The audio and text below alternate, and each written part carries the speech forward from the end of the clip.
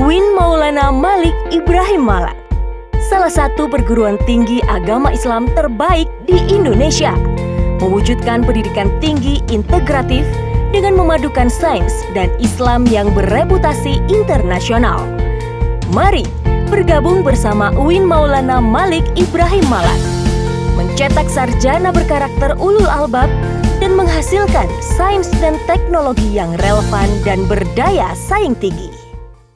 Assalamualaikum warahmatullahi wabarakatuh. Waalaikumsalam warahmatullahi wabarakatuh. Bismillahirrahmanirrahim. Alhamdulillahirabbil alamin. Wassalatu wassalamu ala asyrafil anbiya'i wal mursalin Sayyidina wa maulana Muhammadin wa ala alihi wa sahbihi ajmain, amma ba'du. Allahumma aftah alaina hikmatak wa ansyur alaina rahmatak ya dzal jalali wal ikram. Saya Profesor Abdul Haris, Rektor UIN Maulana Malik Ibrahim Malang. Hari ini saya hadir di Pondok Pesantren Tambak Beras untuk dialog, diskusi, dan tentu saran-saran dari pengasuh dan Ketua Yayasan Gus Wafil Ahdi. Beliau adalah sampai sekarang masih statusnya mahasiswa UIN Maulana Malik Ibrahim ya. Prof. Sebentar lagi beliau akan doktor di bidang manajemen pendidikan Islam. Tema yang kita akan diskusikan adalah kerjasama antara UIN Maulana Malik Ibrahim dan Pondok Pesantren Fahrul Ulum Tambak Beras. Beliau ini adalah putra dari Kiai Haji Amanullah. Salah satu buku yang mengulas tentang beliau adalah Mutiara Kasih Abayai. Ini saya baru mendapat dari Kepala MTSN 3 ya, Jombang, alhamdulillah, dan masih banyak lagi buku-buku yang menulis terkait dengan Tambak Beras ini. Assalamualaikum Gus. Waalaikumsalam warahmatullahi wabarakatuh. Saya ingin silaturahim dengan Gus Wafi dan teman-teman di sini. Dan alhamdulillah saya tadi nggak menyangka kalau di kalangan di lingkungan Pondok Pesantren Fahrul Ulum ada MTSN yang sangat luar biasa ini. Biasanya saya kalau kita bereskan ke kantor yayasan dan ke dalam Gus ya. Gus, ini kita berbincang terkait dengan kerjasama antara Pondok Pesantren Fahrul Ulum dengan UIN Maulana Malik Ibrahim. Karena UIN Maulana Malik Ibrahim ini satu UIN yang sesungguhnya menggabungkan sistem pesantren dan perguruan tinggi. Jadi sesungguhnya UIN Maulana Malik Ibrahim tidak boleh lepas dari pesantren karena memang dibangun di antara menggabungkan atau integrasi antara sistem pesantren dan perguruan tinggi ini. Dan kemudian ini dijadikan pilar, 4 pilar itu. Pilar pertama itu kedalaman spiritual, pilar kedua itu keagungan akhlak, pilar ketiga keluasan ilmu, dan pilar keempat kematangan profesional. 2 pilar yang pertama ini adalah diambil dari pesantren, di mana pesantren itu seingat saya mengajarkan ilmu tapi sekaligus mengajarkan bagaimana mempraktekkan ilmu yang didapat ini.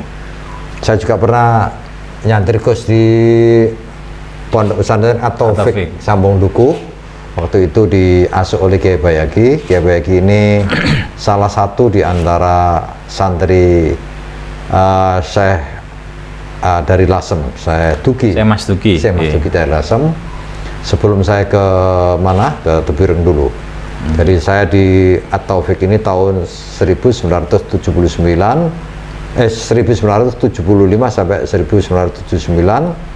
Tahun 1978 Kiai Bayaki wafat, kemudian tahun berikutnya saya pindah ke Tebireng. Dan saya waktu itu meskipun saya di At-Taufik Gus, sering main ke sini. Kalau misalnya akhir sana ada ada haflah ya, pengajian. Ada pengajian ini saya hadir. Nggih. Saya ingat Pak Toloka Mansur ya, Nggih. dan itu yang paling kuat mempengaruhi saya. Jadi dulu itu jangankan doktor, jangankan profesor, dokter Anda saja sudah luar biasa. Oleh karena itu saya mendapat penguatan dari beliau. Akhirnya setelah saya dari Ibrahim, kemudian saya kuliah di Malang ini. Gus, sesungguhnya Tambak Beras ini punya sekian banyak pendidikan, Gus ya. Yeah. Ada mu'alimin, mu'alimat, ada berapa jenis pendidikan, Gus? Yeah. Terima kasih, Prof. Yeah. Alhamdulillah Pondok Pesantren Bahrul Ulum memiliki kekayaan ya, madrasah, dan jelas dan juga kekayaan keilmuan. Apa yang disampaikan oleh Mbah Kiai Wahab Hasbullah, Bahrul Ulum ini lautan ilmu, benar-benar menjadi lautan ilmu. Bahrul Ulum ya. Sekian banyak lembaga pendidikan yang ada di pesantren Tambak Beras. Kita punya 19 lembaga pendidikan. Masya Allah, 19 lembaga pendidikan, mulai dari playgroup sampai perguruan tinggi. Itu satu level pendidikan bisa banyak. Setingkat MTS ini, setingkat MTS kita punya 3. MTSN sendiri. Setingkat MTSN, MTS Bahrul Ulum, MTS Fatah Hasyim, dan 4 MTS Mu'alimin. Ada 4. Setingkat SLTA atau Madrasah Aliyah kita punya 8. Masya Allah. Punya 8 sekolah, dan itu memiliki karakteristik masing-masing. Maka saya mengatakan inilah kekayaan di Tambak Beras. Ada Madrasah Aliyah negeri, yang lainnya swasta. Madrasah Aliyah Bahrul Ulum, Madrasah Aliyah Mu'alimin, Madrasah Aliyah Wahab Hasbullah, Madrasah Aliyah Idadiyah, Madrasah Aliyah Fatah Hasyim, SMK Kreatif, SMK TI, dan satunya Madrasah apa yang belum saya sebutkan. Ada 9. Madrasah Aliyah setingkat Madrasah Aliyah di SLTA SLTA di Bahrul Ulum. Ada SMA Bahrul Ulum. Oh, ada SMA juga. Dan perguruan tingginya ada 3. Ada Sekolah Tinggi Ilmu Kesehatan, Institut Yai Bafa, dan Universitas Ada 3 perguruan tinggi. Ada 3 perguruan tinggi. Maka ini sebenarnya Pondok Pesantren Bahrul Ulum sebuah lembaga pendidikan yang komplit mungkin gitu ya. Dan banyak yang dikaji di Pesantren Bahrul Ulum. Makanya saya tertarik sekali dengan tema kerjasama dengan perguruan tinggi ini, Prof. Karena kami di pesantren menyusun standar kompetensi para santri, standar kompetensi akhlak, standar kompetensi keilmuan, dan standar-standar yang lain. Tetapi apa yang sudah kita standarkan itu kemudian tidak ditindaklanjuti oleh lembaga pendidikan setelahnya. Lulusan dari pesantren, lulus dari Madrasah Aliyah dengan potensi yang ada, yang sudah mereka miliki, yang sudah didapatkan di Bahrul Ulum, potensinya tidak bisa dimanfaatkan secara maksimal. Bahasa Jawanya tidak ada terusannya, Gus ya. Tidak bisa dimanfaatkan secara maksimal oleh perguruan tinggi, khususnya perguruan tinggi agama Islam. Nah, ini makanya sangat menarik sekali kalau kemudian ada potensi yang dimiliki oleh para santri-santri Bahrul Ulum ini kemudian bisa dilanjutkan di perguruan tinggi, khususnya perguruan tinggi agama Islam, untuk dimatangkan secara keilmuannya, dimatangkan secara spiritualnya. Nah, nanti banyak sekali apa yang sudah kami planning di madrasah-madrasah yang ada di Bahrul Ulum ini. Saya kira sangat nanti bisa menarik untuk kita bicarakan. Di 8 atau 9 madrasah setingkat SLTA saja yang kami miliki, itu kita bentuk karakteristik masing-masing, karakteristik keilmuannya, karakteristik yang pendekatan, meskipun gurunya mungkin ngajar di satu madrasah ke madrasah yang lain, guru yang sama, tetapi kita minta madrasah punya karakteristik sendiri-sendiri. Yang punya karakteristik satu, contohnya Madrasah Aliyah negeri. Sudah ini keunggulannya di status negerinya. Tetapi kemudian juga kita tuntut untuk memberikan keilmuan yang khas yang diajarkan di Madrasah Aliyah. anak-anak masih tetap bisa ngaji kitab kuning di madrasah aliyah. Mereka juga bisa ada program tahfidzul Quran, ada program pendalaman bahasa, dan program keterampilan. Jadi lulusan dari sana yang lulus dari madrasah aliyah tahun ini saja ada yang sudah hafidhoh, ada yang sudah dapat 15, ada yang dapat 10 dan seterusnya. Kemudian yang jurusan keterampilan dia sudah punya soft skill ya untuk terampil di bidang tata busana dan satu keterampilan apa saya lupa. Untuk contohnya madrasah mu'alimin. Nah, madrasah mu'alimin ini juga punya karakteristik tersendiri. Nah, mereka, ini yang mu'alimin Gus, yang saya ingat dulu, teman-teman yang tamat dari mu'alimin dan mu'alimat itu pasti bisa membaca kitab sampai Fathul Mu'in ya. Ya, lah ini ada karakteristik yang ditekankan di setiap madrasah. Di mu'alimin murid-muridnya ditekankan untuk pertama semua bahan ajarnya itu berbasis kitab kuning. Kecuali yang materi kurikulum nasional. Semua kajian berbasis kitab kuning. Mereka maknani ala pesantren dan mereka harus menghafalkan Nazm Alfiyah Ibnu Malik. Itu yang jadi ciri khasnya, harus hafal Alfiyah Ibnu Malik. Jadi lulusan mu'alimin mereka pernah hafal. Hafal. Yang kemudian yang kedua, setiap jenjang mau naik kelas, mereka harus ujian lokal, ujian baca kitab kuning. Nah, ini yang menjadi lebih berat dibanding ujian-ujian kenaikan kelas yang lain, karena ini juga mempengaruhi. Bahkan mungkin lebih berat kan cuma ujian nasional ya. Mempengaruhi kalau ujian kitab kuningnya di level kelas 1 naik kelas 2, nanti ujian Fathul Qorib membaca kitab kosongan, kitab gundul dan kosongan dari halaman 1 sampai halaman 50, nanti acak makroknya. Diacak. Mereka harus bisa membaca di depan pengujinya. Kalau lolos dari ujian itu, tinggal ujian-ujian pelajaran yang lain dan itu bisa naik kelas. Kalau tidak lolos di ujian kitab kuning, ya mereka harus mengulang di kelas itu. Jadi sampai akhirnya di kelas lulus mu'alimin kelas 6 itu harus bisa membaca kitab tahrir, Van Fikih. Kitab tahrir mereka harus bisa membaca dengan penguji-penguji dari luar. Nah, ini melebihi munakosa skripsi mungkin. Jadi mentalnya kita bentuk, mereka kita bentuk untuk bisa mendalami kajian keilmuan. Nah, ini ciri khas yang ada di mu'alimin. Makanya lulusannya kemudian memiliki kemampuan untuk membaca kitab kuning, memiliki kemampuan untuk mempresentasikan dengan baik. Berarti literasi kitab kuningnya, kitab-kitab klasiknya juga bagus. Nah, ini salah satu keunggulan dari madrasah yang ada.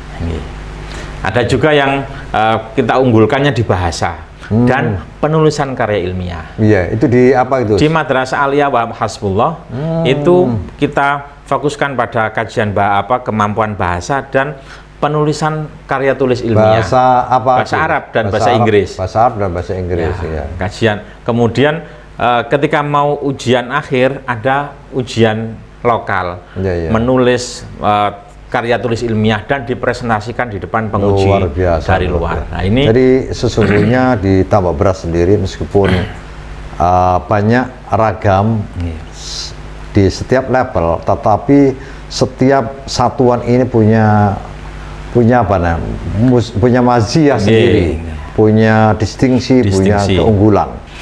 Waktu saya masih nyantri di At-Taufik dulu, ingat saya teman-teman yang dari mu'alimat itu pasti bisa membaca kitab ini.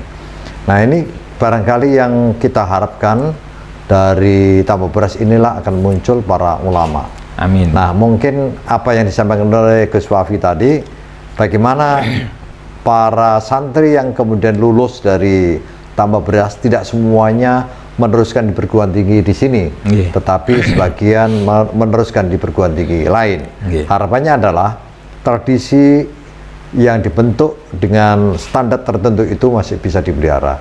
Nah, ini Malang, Gus. Malang itu kan seperti yang saya sampaikan tadi, itu gabungan antara sistem pesantren dan sistem perguruan tinggi. Nah, di pesantren itu diharapkan adalah kedalaman spiritual dan keagungan akhlak. Tentu keagungan akhlak, kedalaman spiritual ini berbasis ajaran agama. Jadi diharapkan masih tetap mewarisi ya tradisi pesantren ini. Dan setiap mahasiswa semester 1 dan 2 itu harus masuk di ma'had. Hanya Gus, di sana itu tidak semua yang jadi mahasiswa backgroundnya adalah pesantren. Ada yang sama sekali tidak mengerti ya tentang agama. Karena apa? Karena seleksinya memang seleksi yang mungkin tidak normatif, sampai tidak sampai ke sana. Nah, mungkin harapan kita juga, terutama saya pribadi, justru di fakultas-fakultas yang mungkin ya kita sebut umum itu juga dimasuki teman-teman yang backgroundnya dari pesantren. Taruhlah misalnya begini, seperti Bu Dr. Bikum ini kan di farmasi, dan ini di Fakultas Kedokteran dan Ilmu Kesehatan. Di kedokteran, di farmasi, ya nanti sampai apoteker misalnya, kemudian di Fakultas Ekonomi dan lain sebagainya ini, di psikologi misalnya yang sangat dibutuhkan di teknologi informasi, di biologi, fisika, kimia. Itu kalau misalnya ini yang masuk teman-teman yang punya background kekuatan ilmu agama dan berperilaku sebagai orang yang sangat religius, maka ke depan diharapkan para alumni perguruan tinggi seperti UIN Maulana Malik Ibrahim ini, seperti yang selalu didengungkan, dijargonkan, akan menjadi ulama yang intelektual dan intelektual yang ulama ini. Jadi mungkin apa yang diharapkan oleh Gus Wafi tadi kita sambung di UIN Maulana Malik Ibrahim. Kita jeda sebentar dan lihat yang berikut ini. Pasca Sarjana UIN Malang memiliki 11 program studi magister dan 3 program studi doktor. Dengan atmosfer akademik dan fasilitas pendidikan yang berkualitas, dosen bergelar profesor dan doktor, serta tenaga expert dan mahasiswa dari mancanegara. Pasca Sarjana berkomitmen kuat untuk mencetak magister dan doktor berkarakter ulul albab, memiliki daya saing tinggi, dan bereputasi internasional. Baik, kita lanjutkan diskusi kita, dialog kita, dan amat sangat menarik. Meskipun saya mengenal Bahrul Ulum, tetapi sungguhnya saya baru di luarnya. Ternyata Bahrul Ulum ini sangat unik. Dan begitu saya masuk tadi Gus, ternyata pesantren ini juga bernuansa kampung. Kampung ini rupanya sudah jadi pesantren semua gitu. Ini kan orang tidak terlalu bergaya sangat eksklusif, tidak eksklusif, tapi inklusif bagus ya. Ini sungguhnya gimana Bos hubungan pesantren dengan masyarakat ini? Ini mungkin salah satu kalau kita lihat kekuatan dan bisa dijadikan juga kelemahan. Secara geografis, kondisi sosiografis pesantren Bahrul Ulum memang di tengah-tengah masyarakat. Lokasinya tidak satu titik, satu tempat yang di dalam semua kegiatan asrama dan madrasahnya, tetapi madrasah dan asrama itu ada menyebar di sela-sela rumahnya masyarakat di warga tambak beras. Ini karena ya memang karena perjalanan panjang pondok pesantren Bahrul Ulum yang berusia hampir 2 abad, Prof.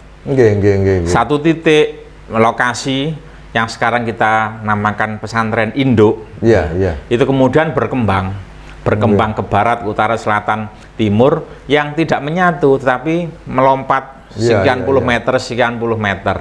Jadi kemudian berkembang yang sangat luas, tetapi di tengah-tengahnya itu ada warga masyarakat, dan bahkan juga madrasahnya juga terpisah dengan asramanya. Sehingga ketika para santri mau berangkat sekolah, mereka harus keluar dari asrama lewat gang-gang kampung atau jalan di depan rumahnya warga, kemudian baru sampai ke madrasah. Ini pun juga menjadi ciri khas kami, karena dulu Kiai Wahab itu berharap pesantren harus ikut merasakan berkahnya, warga masyarakat harus bisa merasakan berkahnya pesantren. Oh, ya ya ya. Sehingga dari sisi ekonomi kita tidak memonopoli. Warga dipersilakan buka warung, buka toko, buka macam-macam, bahkan buka laundry sekarang, buka laundry, buka apapun yang bisa dimanfaatkan oleh para santri. Luar biasa. Jadi sungguhnya kehadiran pesantren Bahrul Ulum ini juga bagaimanapun ya secara natural akan mengangkat ekonomi masyarakat Gus ya. Jadi mereka masyarakat ini terlibat juga kehadiran para santri ini. Hanya saya punya pengalaman Gus, kadang-kadang waktu saya jadi santri terus makan di warung gitu ya, kadang-kadang hutang juga ya. Mudah-mudahan tidak lupa untuk menyahurnya ini. Gus, kalau apa posisi Bahrul Ulum ini ada tidak program yang secara sistematik untuk pengembangan masyarakat Gus? Secara formal memang belum ada. Cuma kami punya program, setiap madrasah itu setiap tahunnya punya program bakti sosial. Bakti sosial ke masyarakat untuk pemberdayaan masyarakat. Dan yang lebih penting adalah untuk memberikan pengalaman kepada para santri bagaimana terjun di masyarakat. Ada yang 1 bulan kita taruh di Wonosalam, kita taruh di Kecamatan Kabuh, 1 bulan di sana 1 kelompok untuk mengisi kegiatan-kegiatan keagamaan. Luar biasa, luar biasa. Atau juga di beberapa tempat yang lain, bahkan di luar kota, ada di Batu, kita kirim mereka ke sana 2 minggu untuk kegiatan pemberdayaan masyarakat khususnya di bidang keagamaan. Jadi masyarakat juga merasakan kehadiran pesantren, santri juga punya pengalaman bagaimana bisa bersosialisasi dengan masyarakat dan khususnya bisa berdakwah di masyarakat itu. Saya kira pemberdayaannya masih sebatas itu. Tadi saya dengar dari Kepala Madrasah MTSN 3, Pak Sinten Gus? Pak Su'aib ini. Tadi bicara sebentar, di MTSN pun ada program entrepreneurship ya. Ini mungkin tidak mungkin dikembangkan lagi Gus, agar pesantren melalui madrasah-madrasahnya itu juga melibatkan masyarakat, ada semacam pelatihan entrepreneurship agar ke depan itu para entrepreneur di negeri ini justru lulusan Bahrul Ulum gitu. Iya, memang akhir-akhir ini kami sudah mulai memasukkan kurikulum entrepreneur. Tetapi kalau setingkat MTS saya kira masih pada tahap pengenalan. Masih tahap pengenalan bagaimana mereka bisa melatih atau belajar untuk entrepreneur. Yang setingkat SLTA kita sudah mulai beberapa di Madrasah Aliyah Negeri 3 Jombang khususnya yang menjadi bagian dari lembaga pendidikan di Bahrul Ulum. Sudah punya workshop semacam showroom untuk mebeler.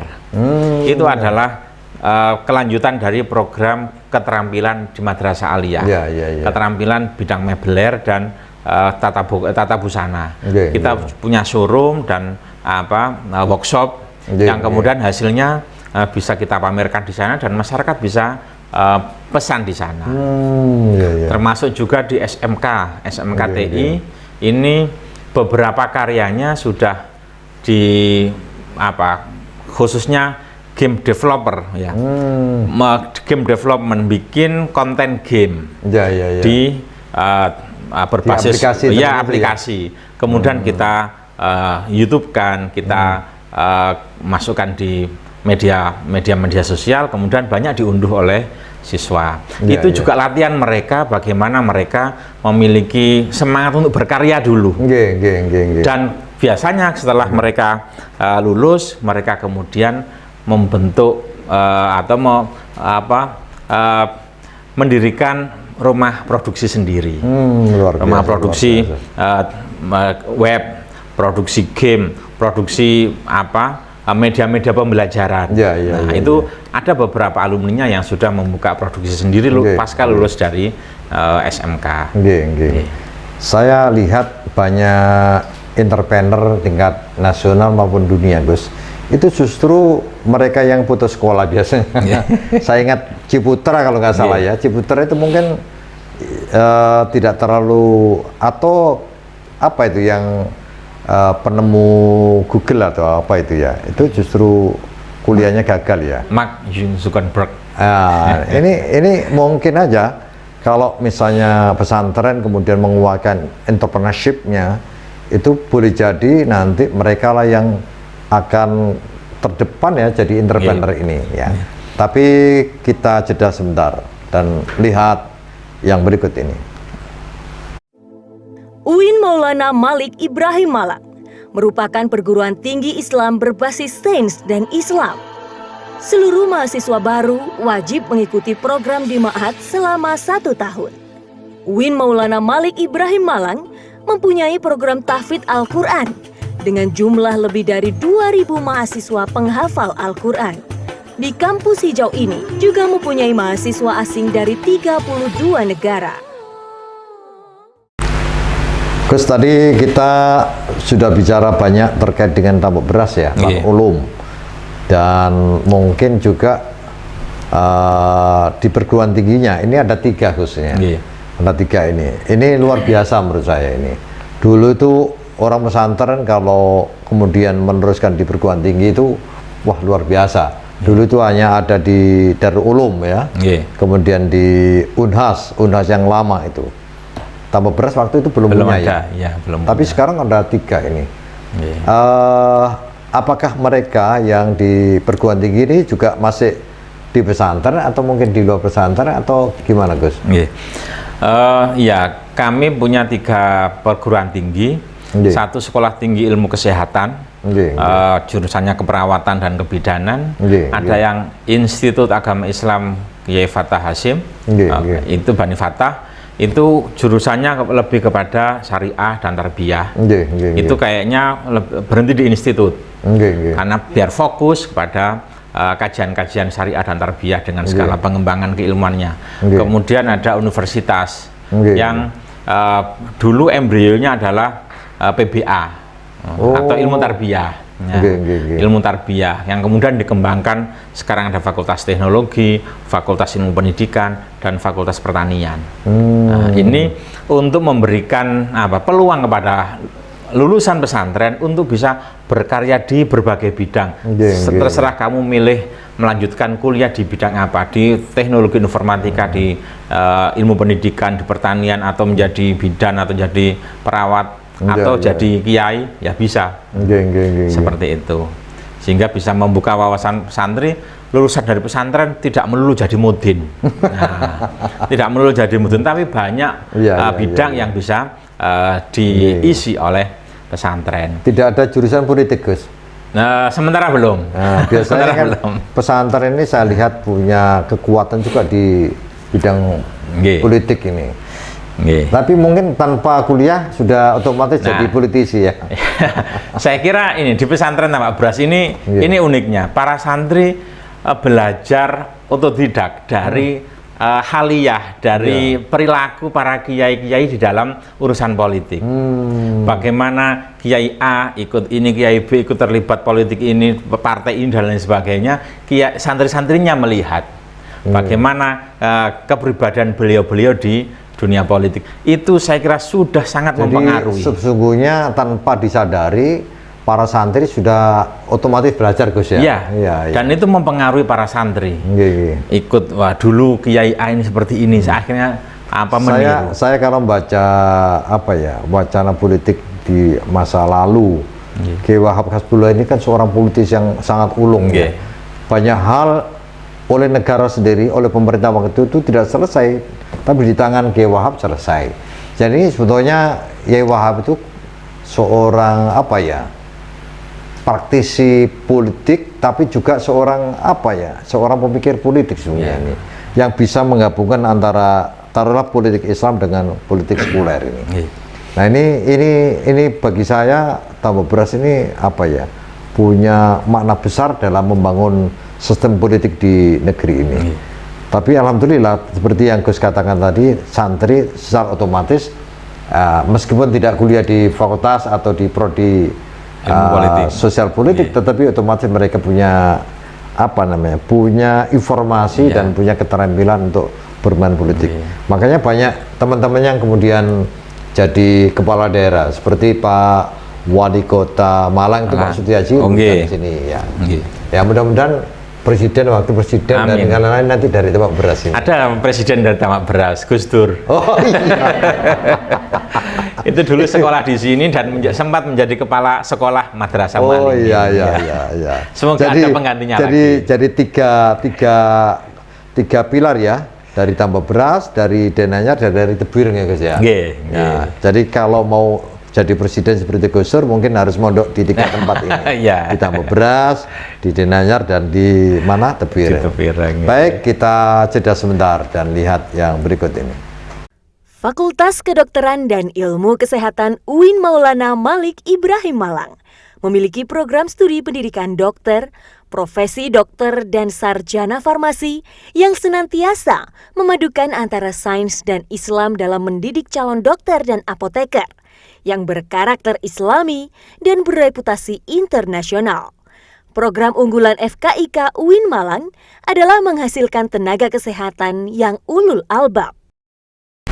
Para pemirsa di dalam maupun di luar negeri, karena saya sampaikan seperti itu Gus, karena mahasiswa UIN Maulana Malik Ibrahim ini ada 499 mahasiswa dari luar negeri, dari Rusia, dari Cina, dari Libya, Sudan, dari Irak, dari Turki, Saudi Arabia, kemudian dari Singapura dan lain sebagainya. Dan biasanya ini kalau di share mereka akan menonton dan merespon ini, dan mereka amat sangat mengagumi Indonesia. Jadi UIN Maulana Malik Ibrahim ini menjadi jendela bagi Indonesia untuk menyampaikan hal-hal yang positif bagi mereka ini. Gus Wafi sendiri harapannya ke perguruan tinggi semacam UIN Maulana Malik Ibrahim itu gimana Gus? Ya Prof, saya sangat berharap sekali kami di pesantren membentuk kepribadian, kemudian keilmuan santri-santri yang sekarang rata-rata santri itu lulus dari pesantren usia 18 tahun, 18-19 tahun lulus SLTA dan kemudian melanjutkan ke berbagai perguruan tinggi. Mereka adalah generasi milenial. Generasi milenial. Mereka sudah kita bekali dengan standar kompetensi pesantren. Harapan kami khususnya di perguruan tinggi negeri atau perguruan tinggi agama Islam khususnya di UIN Malang bisa menangkap potensi-potensi lulusan pesantren itu. Mereka punya basis keilmuan Islam klasik bagus. Kemudian karakter yang khas pesantren. Mereka punya kepribadian yang luar biasa. Pengalaman di pesantren dengan kesederhanaannya, dengan rasa tanggung jawabnya yang kita tata dalam aktivitas kesehariannya itu harus bisa ditangkap oleh perguruan tinggi negeri. Biar perguruan tinggi negeri sudah punya inputnya sudah berkualitas. Punya input yang berkualitas untuk menjadi mahasiswa di perguruan tinggi negeri, perguruan tinggi khususnya UIN lah. UIN Malang punya input yang bagus.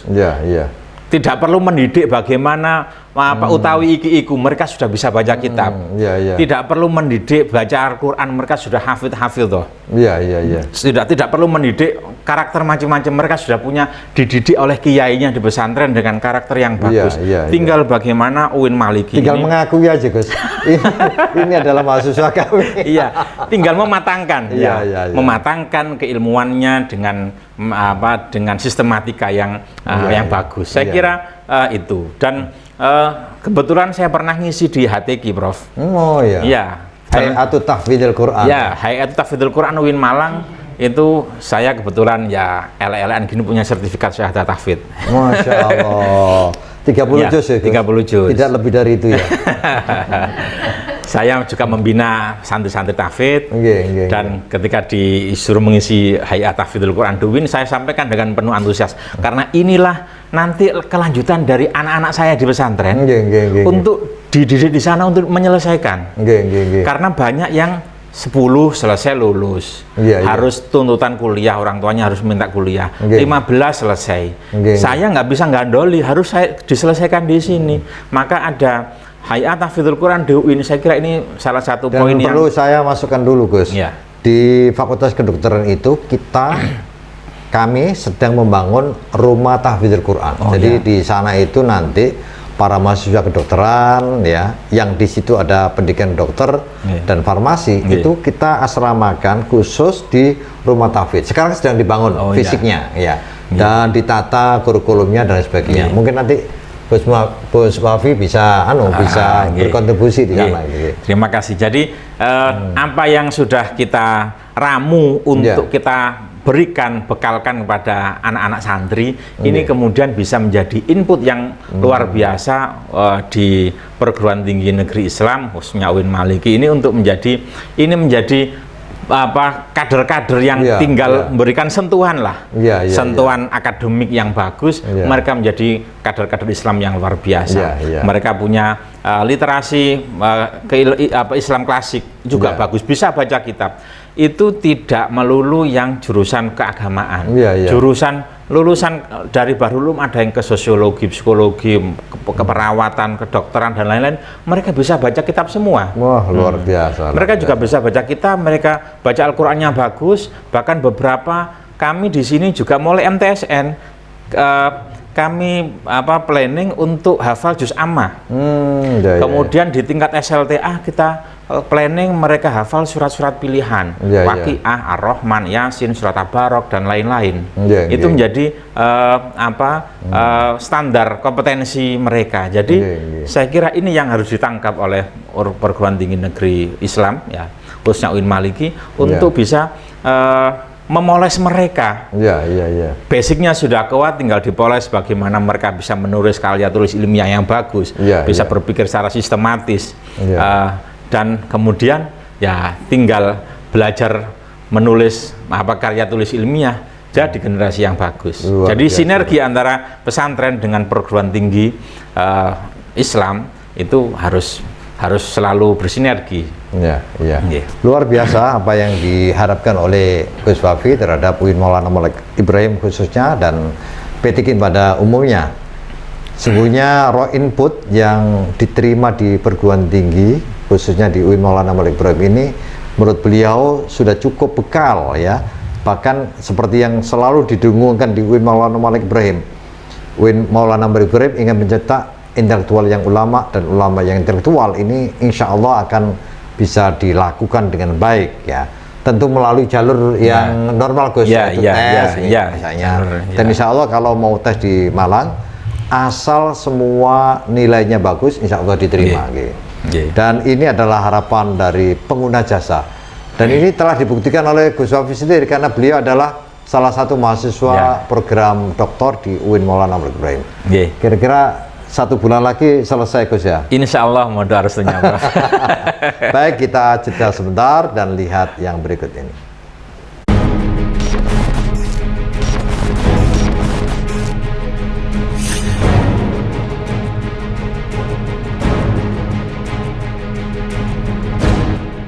UIN Maulana Malik Ibrahim Malang merupakan salah satu universitas Islam negeri paling terkemuka di Indonesia, yang kini menjadi rujukan belajar bagi mahasiswa internasional yang berasal lebih dari 59 negara.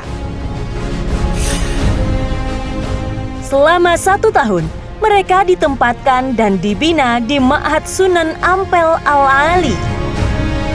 Visi UIN Maulana Malik Ibrahim ini terwujudnya pendidikan tinggi integratif yang memadukan sains dan Islam yang berreputasi internasional. Tagline dari UIN Maulana Malik Ibrahim adalah Ulul Albab, di mana ciri utama dari Ulul Albab ini adalah orang yang selalu berzikir, ingat kepada Allah, baik berdiri, duduk, berbaring, kapanpun dan dimanapun. Ciri yang kedua adalah berpikir.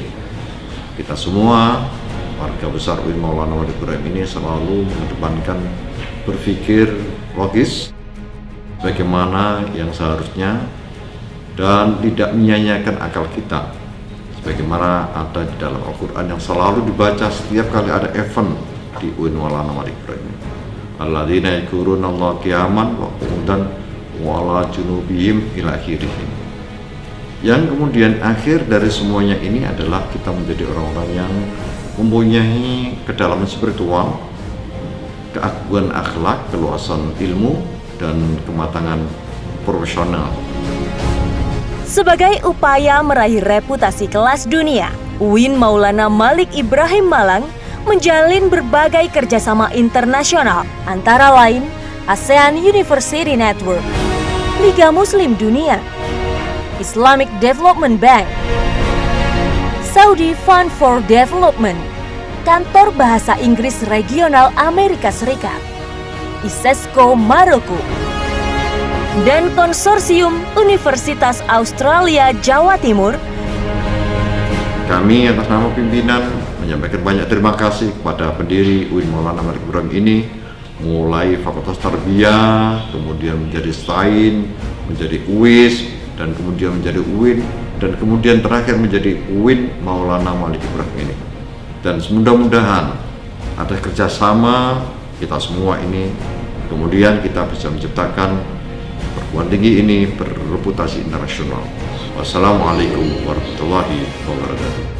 Para pemirsa, khususnya warga besar UIN Maulana Malik Ibrahim dan para mahasiswa baik yang ada di Malang maupun yang di luar, baik di dalam maupun di luar negeri, sesi yang terakhir ini kita akan diskusikan dengan beliau, Gus Wafi, sebagai Ketua Yayasan Pengasuh Pesantren Bahrul Ulum ini terkait dengan kerjasama. Gus, kira-kira kalau misalnya kita kerjasama itu apa ya keinginan dari Bahrul Ulum apa, Gus, kira-kira? Oke, terima kasih Prof. Saya melihat potensi SDM di UIN Maliki Malang itu sangat luar biasa. Mungkin kalau kerjasama bisa training guru-guru kami, ya, guru-guru di pesantren di training bagaimana menulis karya ilmiah, itu juga bagus. Atau juga SDM yang di UIN terkait pengembangan bahasa dikirim ke pesantren Tamak Beras untuk memberikan semacam pelatihan atau paling tidak pendampingan, pendampingan program bahasa di madrasah yang membuka program bahasa, sehingga ketika madrasah ini membuka program pendalaman bahasa untuk siswa-siswinya, ketika di akhir program ada ujian, pengujinya dari lembaga bahasa UIN Maliki, sertifikasinya sertifikat UIN, lembaga bahasa UIN Maliki. Itu saya kira anak itu menjadi lebih pede karena sudah punya sertifikat dari lembaga bahasa UIN Maliki. Ini saya dengarkan ada program bahasa Mandarin ya. Jadi nanti kita terjunkan yang orang Cina sendiri, mahasiswa. Bisa. Jadi mahasiswa kami di UIN Maulana Ibrahim ini ada sekian dari Cina. Jadi itu mungkin yang tahu persis ya. Seperti saya, mungkin Gus Wafi kan bahasa Jawa ya. Ya, meskipun tidak pernah belajar tapi ngertilah bahasa Jawa. Hal-hal semacam ini yang penting gitu, ya. Terkait dengan bahasa. Kemudian apa lagi, Gus?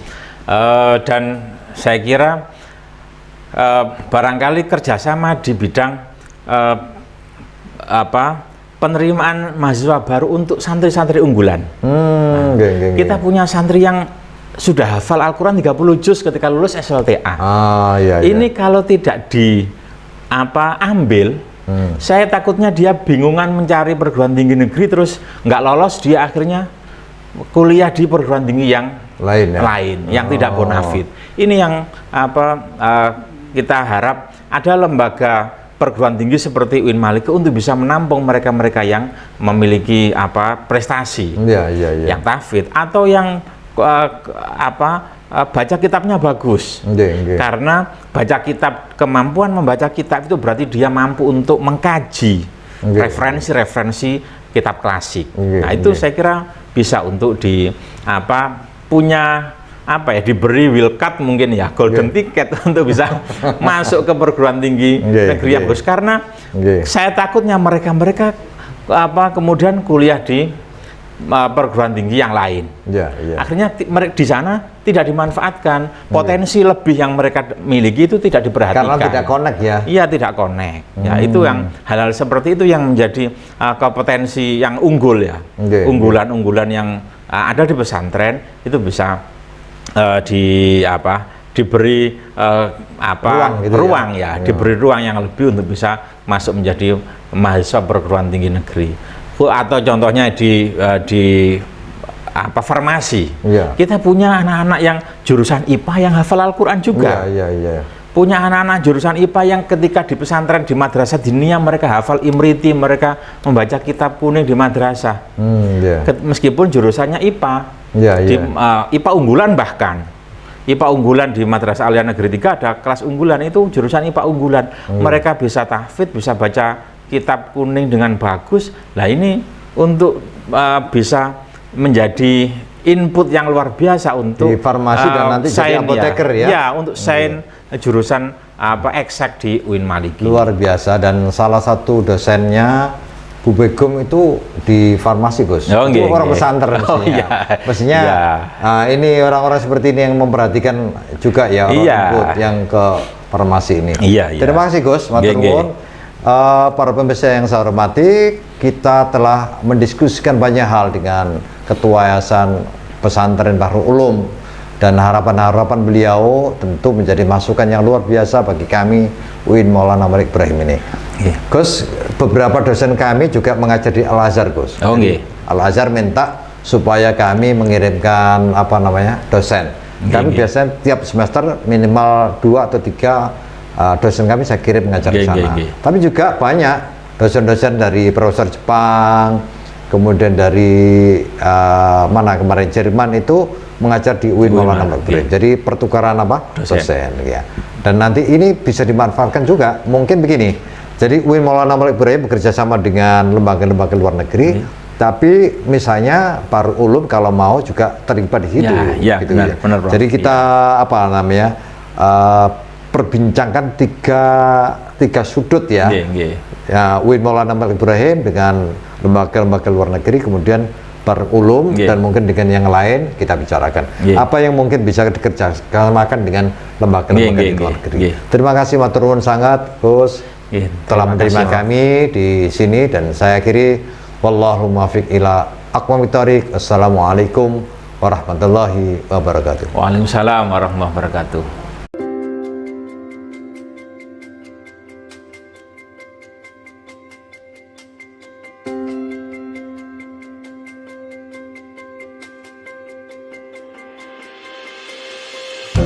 Thank you.